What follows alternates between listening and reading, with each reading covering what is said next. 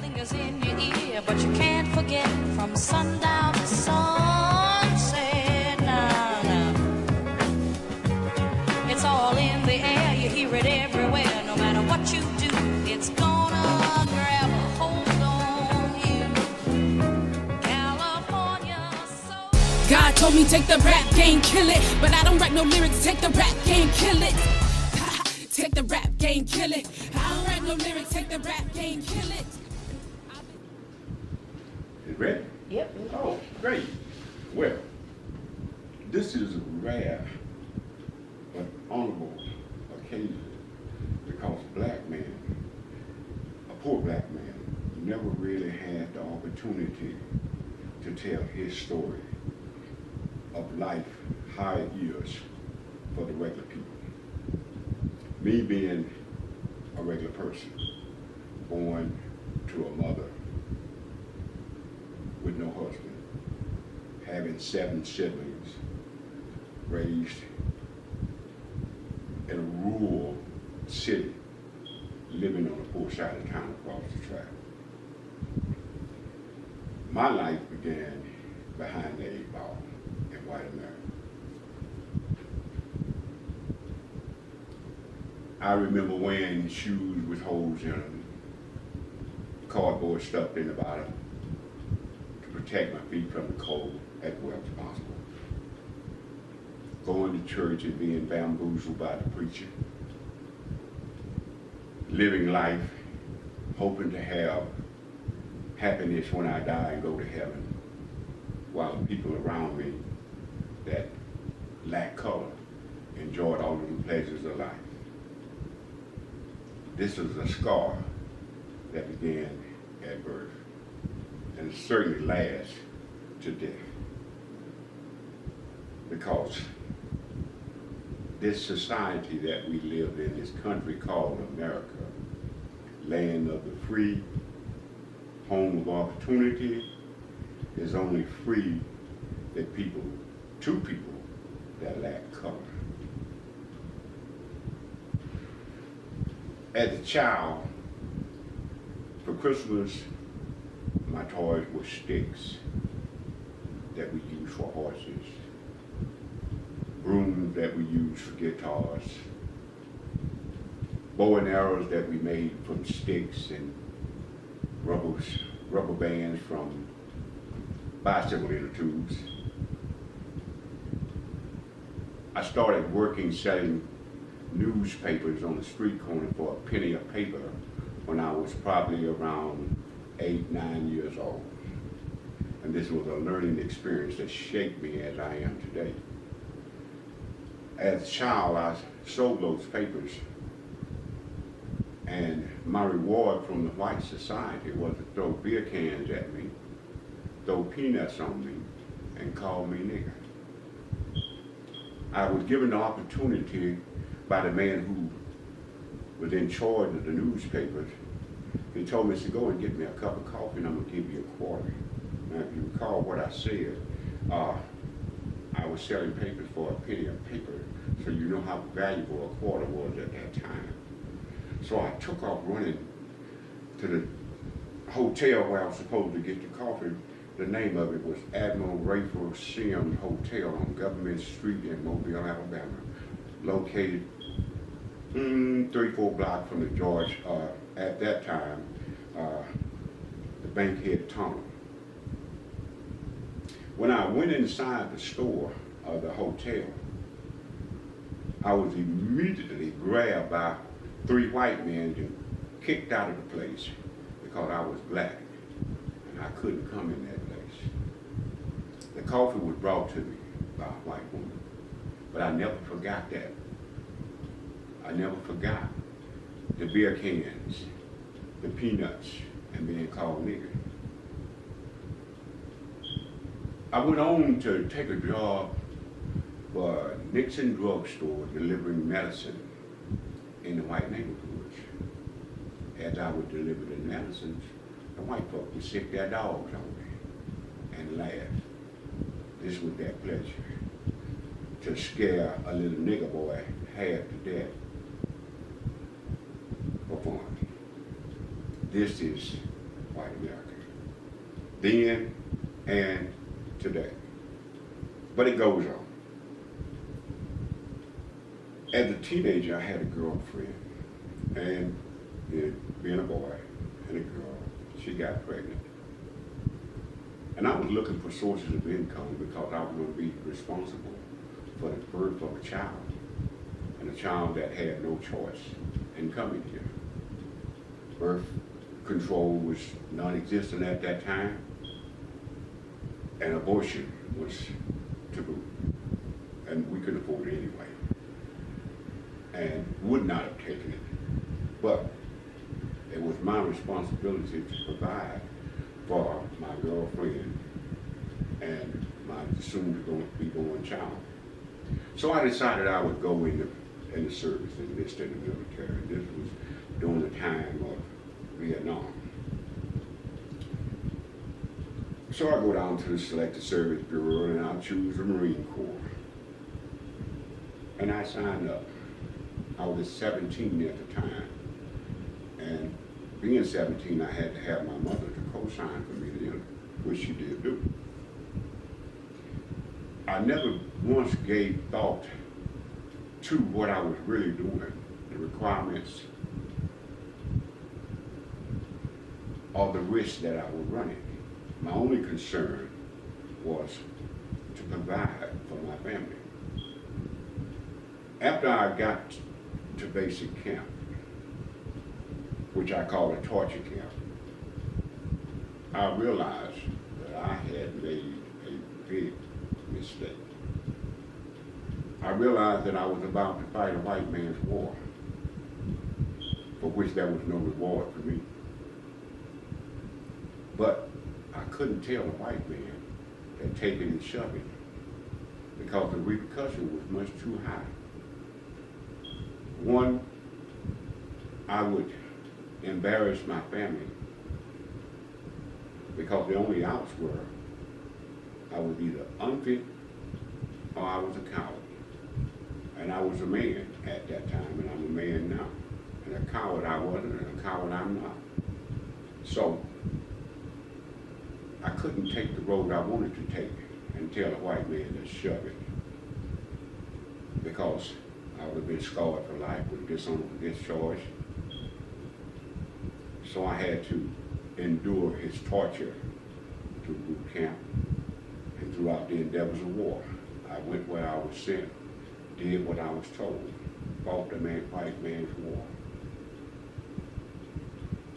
And when I returned home from that, the realization of life really set in, because I gained absolutely nothing but scars from that white man's war, from that white man's service. And I know I may sound like a racist, but I don't have any reason to love a white man. I have peanuts to remember, I have beer cans to remember, I have discrimination to remember, and still endure the same discrimination as I did when I was a youngster. What the white man ended up doing to me, and the same thing he's doing to the young blacks today, was ruining my life. At that point, I was distraught, I was confused. I didn't realize totally the damage that had been caused. So I took to drinking and drugging. And I did that for quite some time. And the drinking and drugging cost me my family, the thing that was most important to me. And the alienation that took place was on my part, because I alienated myself from my family, because I didn't want my children to see me nor be as I was. So, years passed. Loneliness and depression set in. And I gave up on life.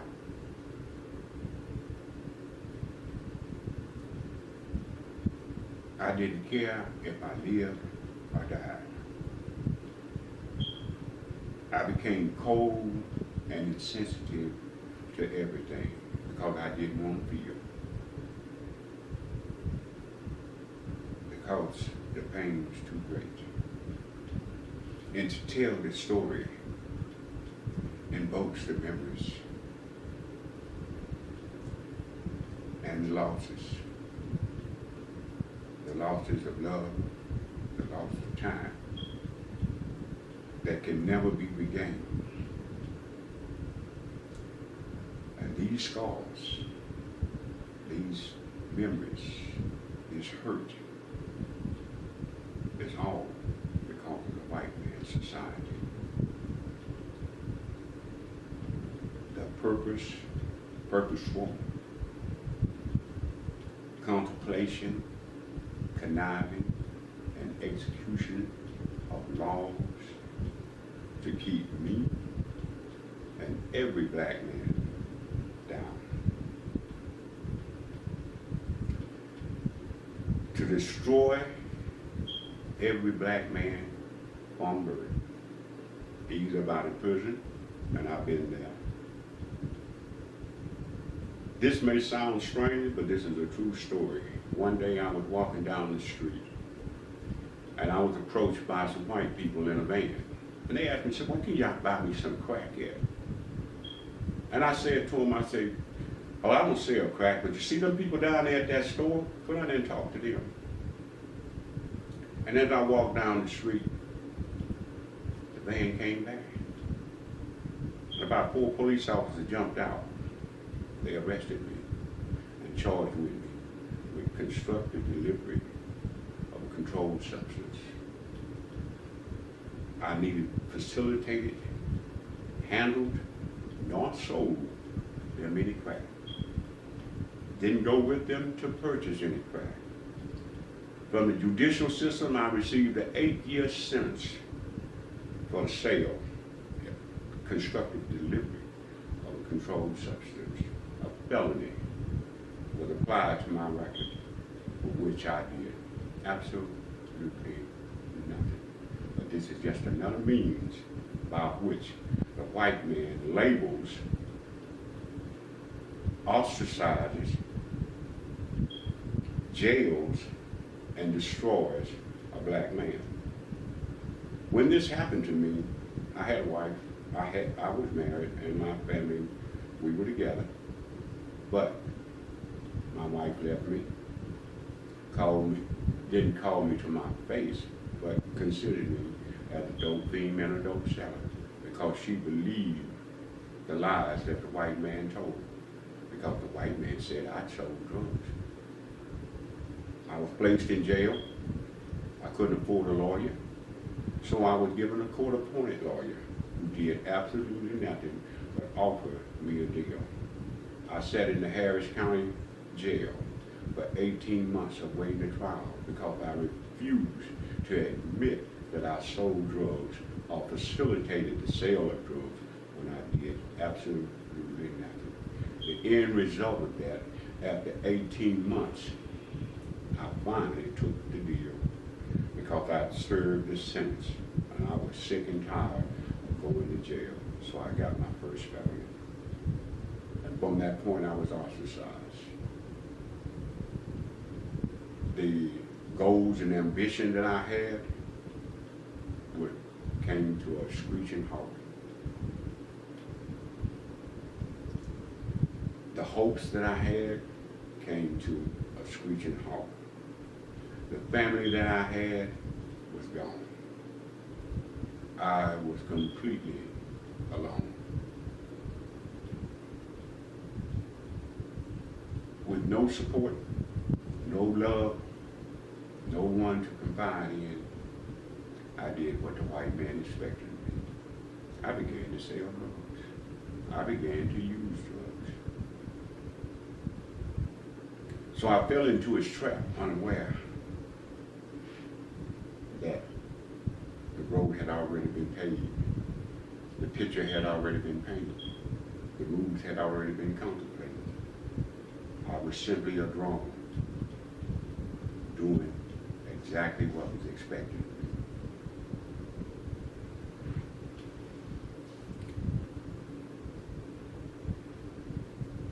that point, I began to work for myself because I couldn't get a job because the white man had made sure of that. The felony that he gave me destroyed my life, all my hopes, all my goals, all my ambitions. So I eked out a living working for myself, and I did pretty well. But because I had began to use drugs, the money really didn't do me any good. I continued at this for years. And one day I sat in the park, drinking beer, drinking wine, and saying to myself, is it really worth it? And I was at the point that I decided I would end it all.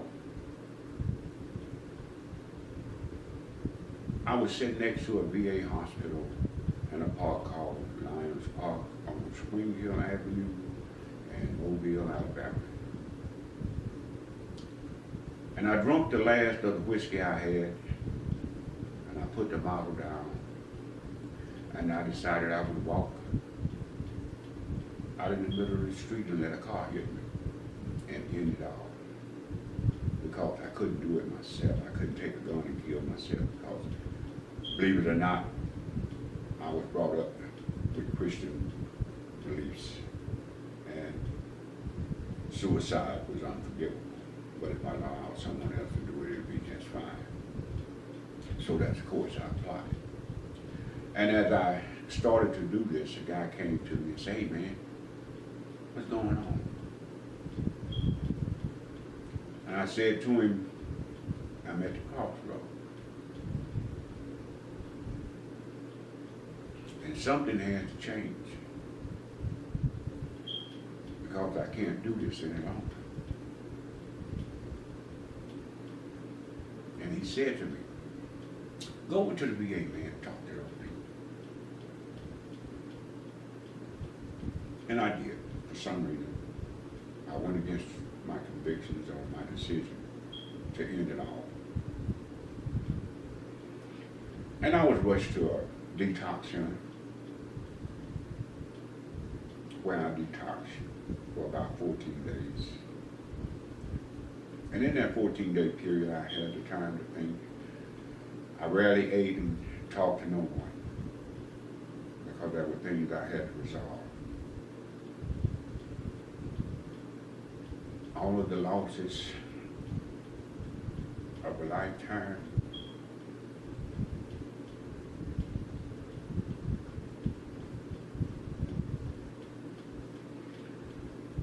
all of the pains, all of the sorrows, all of the abuse.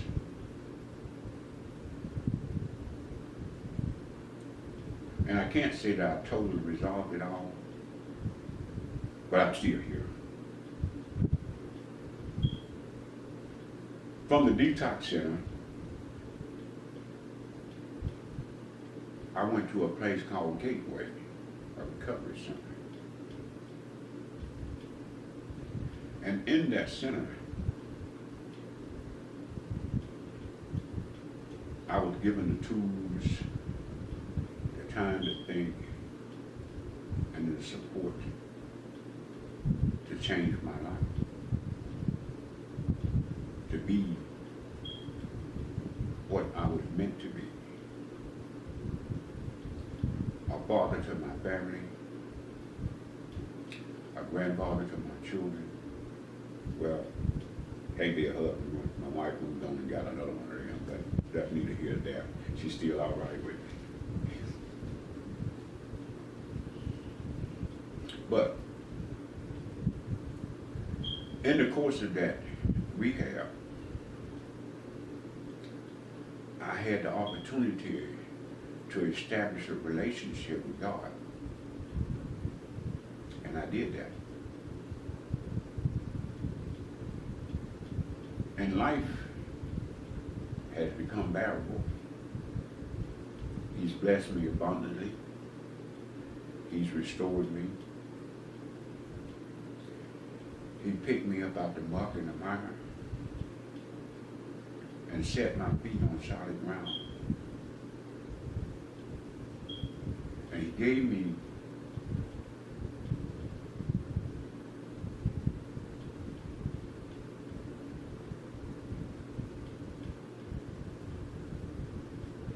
the greatest joy a man can have, and that's the love of his family. And I have my family back.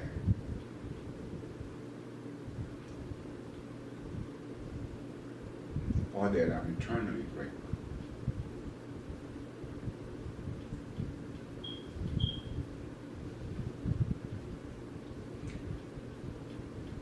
And my mind has been restored. The blindness has been removed. Now I know beyond a shadow of a doubt what was done to me, how it was done. And I'm on a new quest. And that quest is in life. Every young black man that I see, that I come in contact with, to educate him on the wiles of the white man and how he destroys us as a people. That is systematic, that is designed purposely, sole purpose is to destroy all young black men. That all white people practice racism, whether they intend to or not, whether they know it or not. It's just a fact of life in America. I could go on with this story, but the one thing I hope is that the people that see this and hear this, young men, pull your pants up. Put your gun away. Look around yourself and see life for what it is. Beauty, the joy, the love. Exhibit compassion and learn your enemy, because the white man is your enemy. Martin Luther King, Ralph Abernathy, Stokely Carmichael, Malcolm X, all the people that came before you that fought for your freedom, they didn't fight for you to assimilate the white man. They fought for equality. That's what you need to be seeking. Equality, not assimilation. You are not white. You will never be white. You are not accepted. And you never will be accepted. But you can be the man that God intended for you to be by standing up, taking care of your family, living up to your obligations, and doing what is best for you. You will never accomplish this by trying to fit into the white man's world. And I say this, I say it to the football players who make all of the money and end up back in the field under the tree playing dominoes, telling stories about what his master did for him. But he needs to remember one thing. You were bought and sold. You was weighed, you was measured. Now that you fulfill your accomplishments and you're old and you can no longer make money for the white man, just like the mule, you've been put out to pasture, brother. Take the mask off, realize who you are, what you are, and do something for your people, because it's your obligation. And I love to get the opportunity to talk more. I think I ended right here, but my story doesn't end, because I'm still alive. And me, as one black man, I shall do everything that I can to enlighten all my people till the day I die. Thanks.